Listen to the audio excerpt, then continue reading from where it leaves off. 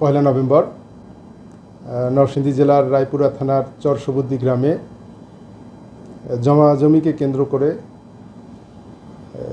আপন চাচা এবং ভাতিজার মধ্যে একটি সংঘর্ষের সূত্রপাত হয় এবং এরই ধারাবাহিকতায় চাচা এবং চাচাতো ভাইয়ের হাতে আপন 2 ভাই খুন হয়। এটা হলো হুরা মিয়া এবং শাকিল, দুইজন খুন হয়। খুন হওয়ার সাথে সাথে পুলিশ দ্রুত ঘটনাস্থলের দিকে যায়, গিয়ে এই মারামারিটা থামায়, কিন্তু ততক্ষণে দুইজন সংঘর্ষে আহত হয় এবং হাসপাতালে নিয়ে আসলে কর্তব্যরত চিকিৎসক তাদেরকে মৃত ঘোষণা করে। আমরা এই ঘটনায় জেলা পুলিশ, থানা পুলিশ এবং ডিবি সব মিলে ঘটনাস্থলে থেকে দ্রুত গিয়ে সেখান থেকে 9টি দেশীয় অস্ত্র, 5টি বড় রামদা এবং 4টি ছুরি উদ্ধার করতে সক্ষম হই এবং এই ঘটনার সাথে জড়িত 3 জনকে আমরা তৎক্ষণাৎ গ্রেপ্তার করে নিয়ে আসি এবং সাথে সাথে অন্যান্য আসামি যারা পলাতক রয়েছে তাদেরকে ধরার জন্য অভিযান পরিচালিত হয়।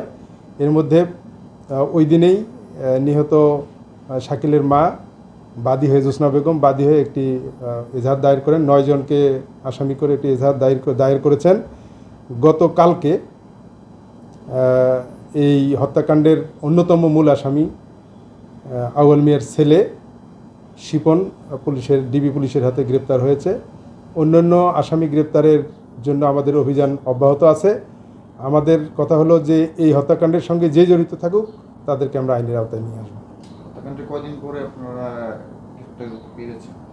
আমরা হত্যাকাণ্ডের সাথে সাথে ওই দিনই 3 জনকে এজাহার নামীয় 3 জনকে আমরা গ্রেপ্তার করেছি। এজাহার নামীয় 3 জন শরীফা বেগম, আরজিনা এবং আসমা, অর্থাৎ আউয়াল। এই হত্যাকাণ্ডের যে মূল আসামি, 1 নম্বর আসামি আউয়াল হলো যে নিহত হয়েছে তার আপন চাচা।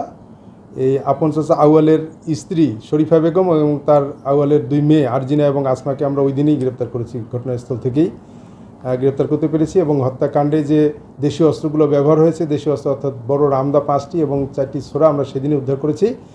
আর আউয়াল মিয়ার যে 2 ছেলে রিপন, শিপন এবং তার হলো মেয়ের জামাই শিপন শিকদার সহ অন্যান্যরা কিন্তু পলাতক রয়েছে। তাদের গ্রেপ্তারের জন্য অভিযান সেদিনে পরিচালিত হচ্ছে। আমরা গত 4 তারিখ গতকালকে 4 তারিখ মূল যে আসামি শিপন, এই শিপনকে আমরা গ্রেপ্তার করতে পেরেছি।